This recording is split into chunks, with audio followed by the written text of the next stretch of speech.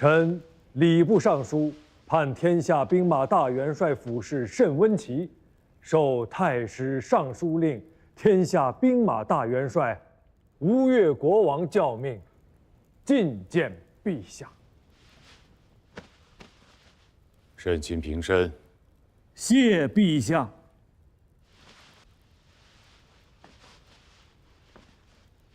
前王安否？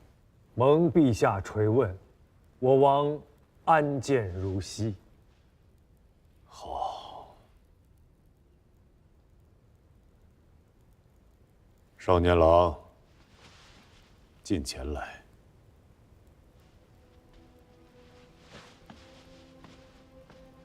再近些。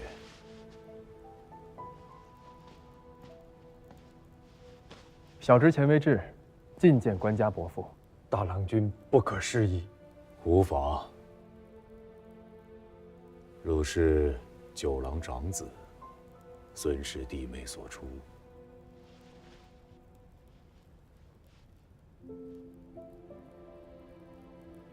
小侄入京前，家父有言：陛下是天子，亦是吾兄，如可续家礼。家父之命，小辈不敢违。果然有九郎昔日的风范。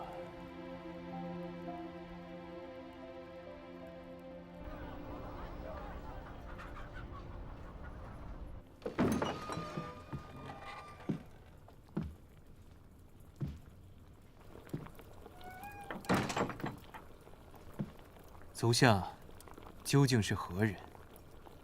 何事相邀啊？孙东主，别来无恙。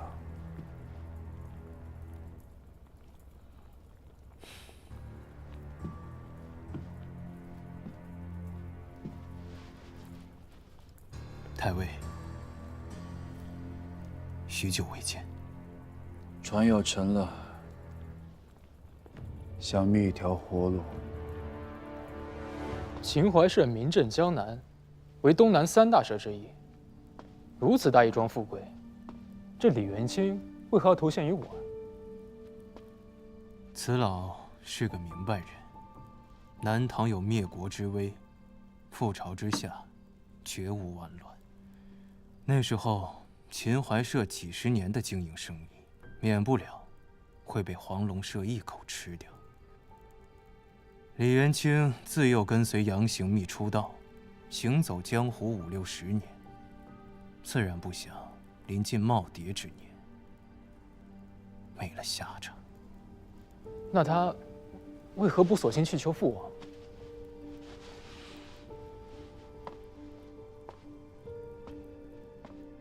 这正是其精明之处。他与你父王是几十年前的旧识，深知你父王的性情。若真的将秦淮社交在你父王手中，以你父王的性情、手段，只怕不足1年半载，这偌大的营生人事，便会被吃得干干净净，捐地不剩。那时候，你父王甩个闲差，荣养一生，这不真成了失了爪牙，没了羽翼的大虫？小子，你有几成把握？若是将镇海军的老将郑彦华算进去，臣的胜算实在只有5-5之数；若不将郑彦华算进去，臣有10分把握。难怪九郎喜欢你，果然有些英雄气。我若是九郎，当以汝为世子。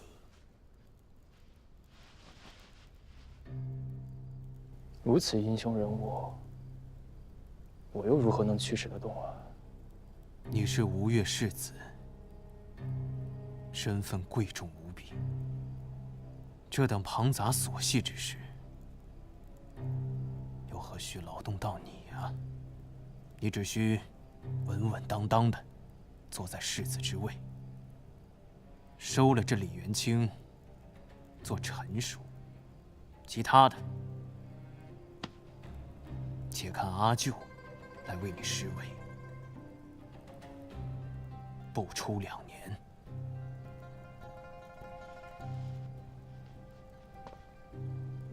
这李元清的爪牙羽翼，便都会是你吴越世子的爪牙羽翼。臣认为，臣与潘美率师顺流而下，克采石矶，以此处作为水陆两抹中转之枢要，不取江右6州，只管所入江面，使南唐水师不能南北之应，迫使李氏取金陵以东之兵西援。只要郑彦华的镇海军西调，江东便可一鼓而定。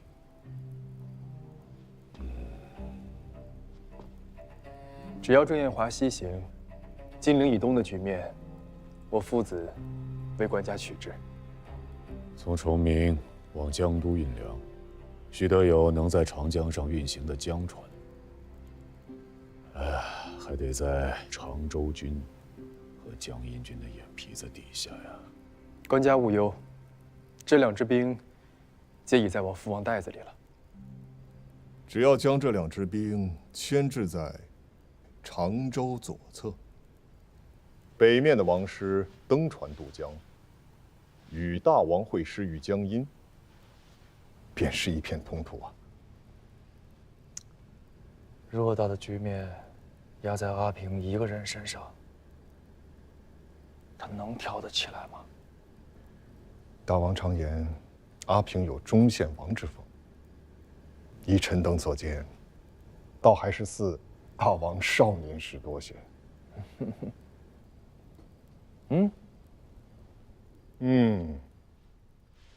阿平没有那般不靠谱吧？堂兄啊！门下，朕统御万邦，辅临诏书，推至诚而待物，其率徒以归心，不讳行人，事于本志，兴师动众，非我愿为。公元974年9月，宋太祖赵匡胤命宣徽南院使、义成军节度使曹彬为升州西南面行营马步军战兆都部署，统兵10万，水陆并进，进攻南唐。临行特赐宝剑，严令副将以下无用命者斩之。扬我5节为使虎臣，出临津渡，归总舟船，由连车而见大道，提齿疾而护忠臣。呜呼！为事务极目，乃免其父之机；为号令信明，则无礼法之慢。警行先者，起而击之。挟朕共击江南，王师所至，切勿暴掠生民，主者施行。天下崩离日久，人心思合。南唐李氏裂土称鉴，东南市民苦之久矣。望诸卿不必封敌，戮力报效，承天子之所寄，全金瓯于一统。臣等奉教。丞相沈寅，臣在。兼西府留守，全知天下兵马大元帅府事，监护内外诸军。臣奉教。吾将吴越13州，便托付于相公了。臣必恪尽职守，殚精竭虑，不负大王所托。通儒院学士崔仁济，臣在。以汝为升州东南面行营行军长史。臣奉教。检校司空同参丞相府事，钱维志。臣在。为行营兵马副都虞候，提举粮秣、器械、甲仗公事。臣奉教。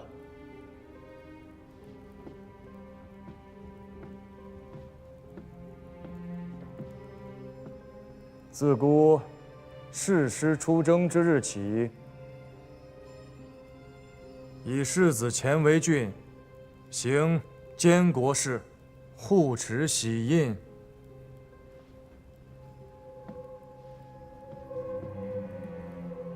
儿臣奉教。汝监国事、军国事，皆许丞相禁止，切勿妄为。丞相，儿臣之授业师也。父王出征，臣当视丞相如父。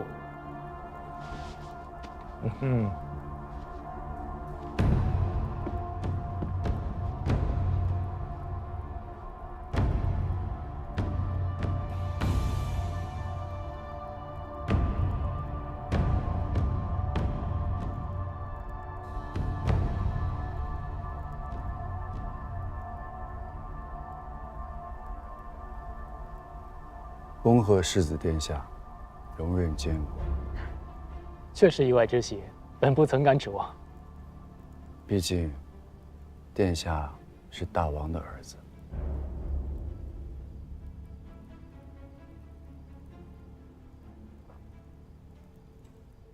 父王不缺儿子，缺的是能做事的儿子。世子英明。大王要的不是循规蹈矩、坐困愁城的蜀后主，而是能遮蔽东南千万里江山的孙仲谋、刘季。老将军说的是大郎兄吧？大郎君确实出类拔萃，只是可惜他不是世子。老将军说的是。此番监国，我必当振作，不使父王忧心国中之事。国事有沈相公，无论是兵马钱粮，还是官吏迁用，皆是王权之根本。世子如今只是代行王权而已，诸事要避嫌疑。老将军的意思是，我这个监国的世子，什么都不做。才是最好的。提调兵马，筹措钱粮，选用官吏，这三桩事情，于吴越国中，以谁为能呀？提调诸军，父王之下，以大伯父为能；筹措钱粮，以大郎兄为能；选用官吏，以沈相公为能。那世子自认为能比他们做得更好吗？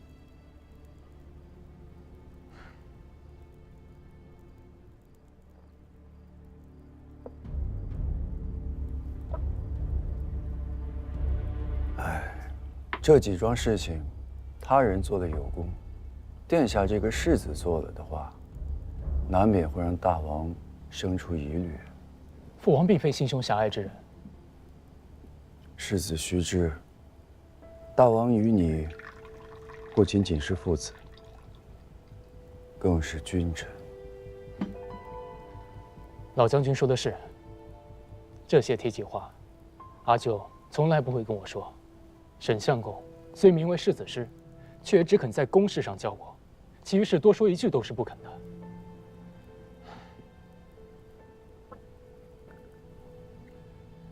那也是因为他们都是大王的臣子呀。此番监国，难不成真的便要做个泥胎的木偶，什么都不做，才合了父王的心意？非是不做，而是不该做的，不能做。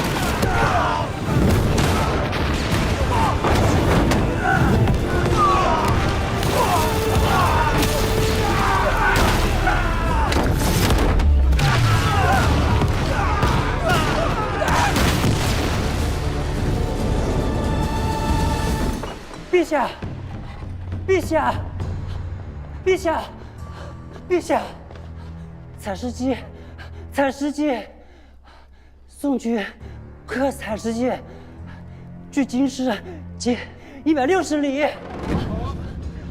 你什么情报和准确？陛下，陛下，陛下，陛下，陛下，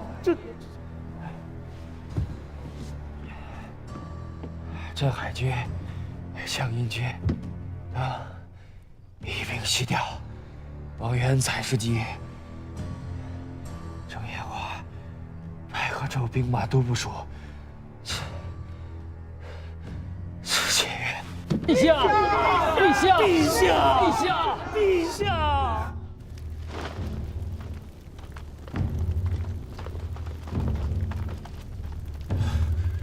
太尉，枢密催促发兵的基地已经第12岛了。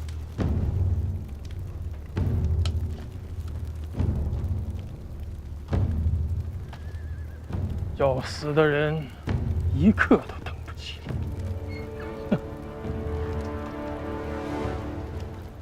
走吧，这条路走了60多年，也该走到头了。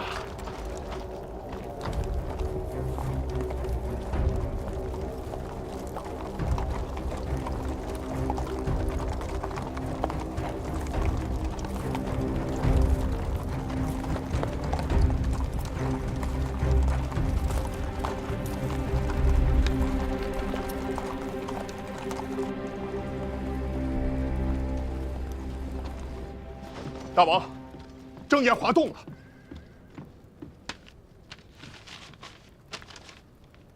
镇海军全军皆动，镇海军、江阴军都动了。图。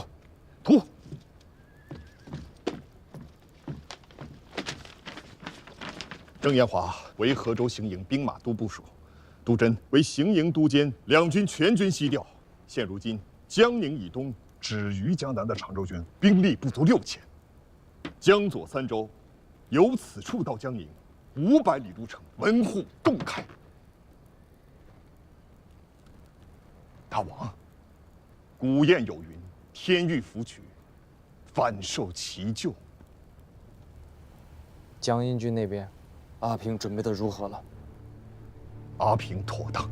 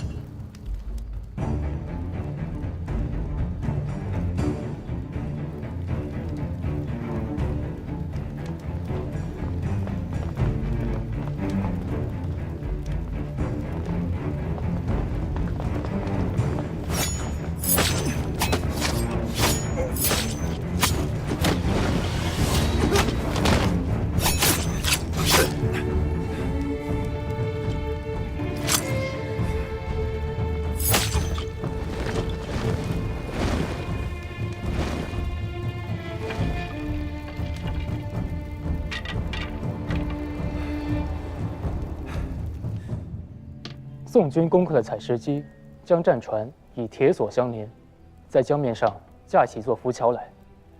南唐朝廷拜镇海军节度使郑彦华为河州行营兵马都部署，将镇海军、江阴军尽数西调，以缺宋军。老将军，老将军，世子殿下的机会来了。什么机会啊？臣下说过，世子为监国，不当做的事情，万不能做。我便失忆了老将军之言，这才做了许久的泥胎木偶哑巴。臣下还有第2句话：揽在手中的军功，万不可弃。军功，先武肃王开国肇基，靠的是军功；文穆王承嗣王位靠的是军功；便是如今的大王能在20多年前权臣桓嗣之下坐稳王位，靠的也是南征福州的开疆拓土之功。天下纷乱，一垂百年，兵强马壮者为天子，当了世子，未必能做吴越的大王；进了相府参知政事，也未必能继任得这东南之主。能决定大王身后大位的，只有军功。大郎兄在军前，要立军功也是他最得便。我一个整日看着印匣子的哑巴世子，哪里有立军功的机会呢？有的，大郎君能做的，无非是提举良墨、阵前斩首的微末之功。世子要立的，却是为我吴越开疆拓土的不世之功。老将军是在说什么笑话吗？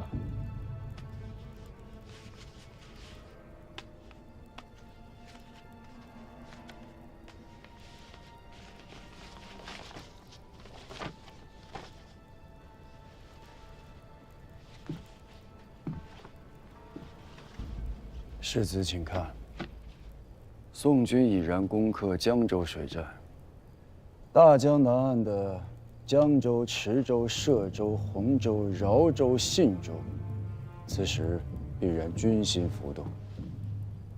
老夫在金陵盘桓了几十年，这些州县的长吏大半都有些交情，只需一封大王的诏命在手，此6州顷刻之间便可更易其职，由南唐李家的郡县变为我吴越前世的疆土。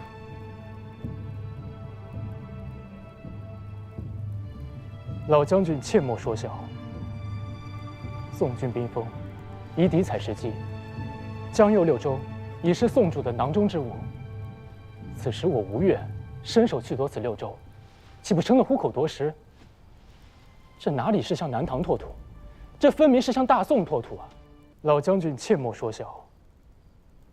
宋军兵锋，以敌采石矶，江右6州已是宋主的囊中之物。此时我吴越伸手去夺此6州，岂不成了虎口夺食？这哪里是向南唐拓土，这分明是向大宋拓土啊！世子殷锐，看得明白，只是世子忘了时间。时间？从荆楚到采石，水路2000余里，宋军一跃而下，攻克江州、宛口、池州、河州、采石等10余战，大小20余战。世子以为宋军能有何余暇去攻城略地呢？老将军的意思是，宋军此战是置江右6州于不顾，全军取水路急进，直扑江宁城下。若老夫料得不错，此时江右6州各县城头之上，还挂着大唐的道旗呢。6州30余县，老将军能劝得他们尽数一纸归附？世子不信。若我是地方首领，破朝之下，安有完卵？宋天子大军压境，破城之危就在眼前。要是降顺，也该是降宋。我吴越与江右之地未出一兵一卒，何能使之降顺呢？若是老夫有兵呢？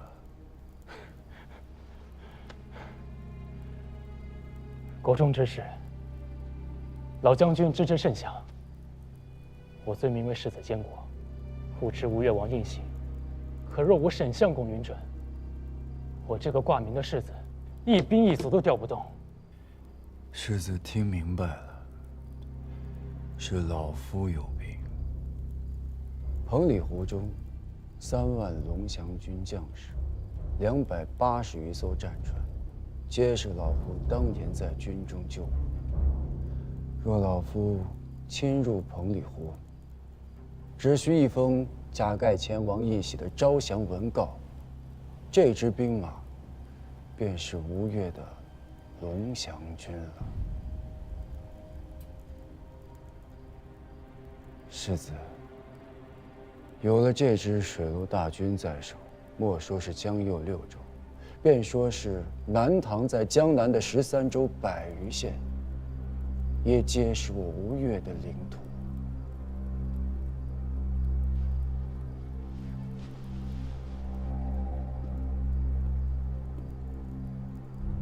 吴越5代大王，100余年征伐不断，也才只赚下了13个州的基业。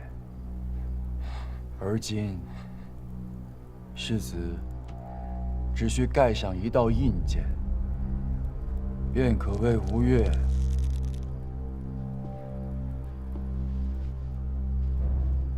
再拓土13州。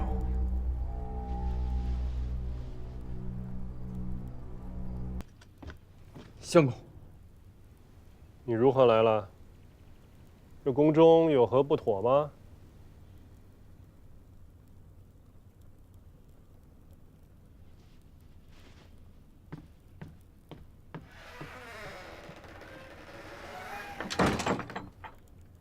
有一桩尴尬事，按理说该禀报王妃娘子，下官却有些犹豫，特来向相公讨个主张。究竟出了何事？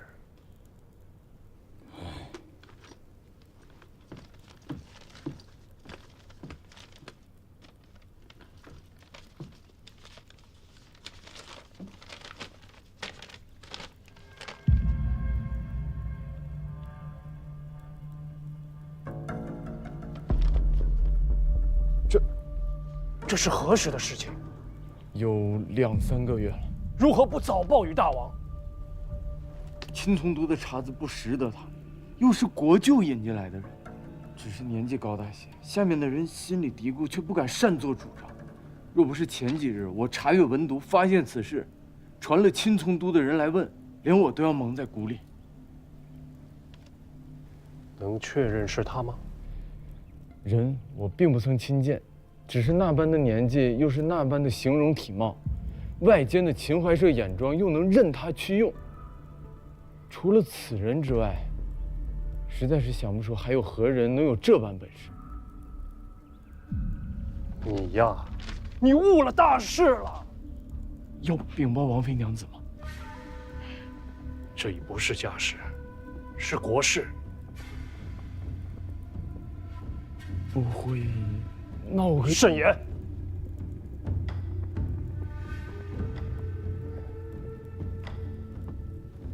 眼下最要紧的，不要再张网养鱼了。王都内外那些秦淮社的余孽，一个都不许放走，尽数拿下拷问。此人与大王是老冤家，纵横江湖几10年，真要有什么作为，下面的人怕是问不出来。问不出来也要问。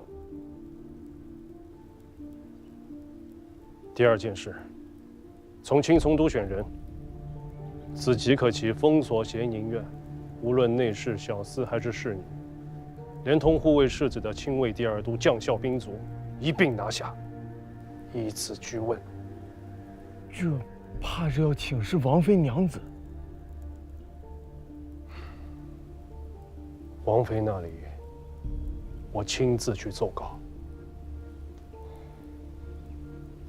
若是他自家执意要闯出来，钦从都的孩儿们怕是拦他不住啊。眼下是什么时辰？卯时3刻不到。此事你不要管了。来人！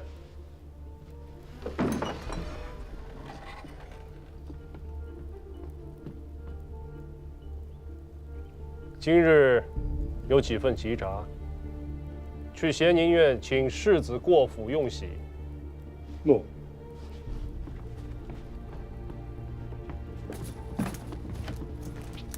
相公辛苦，余下的事下官去做。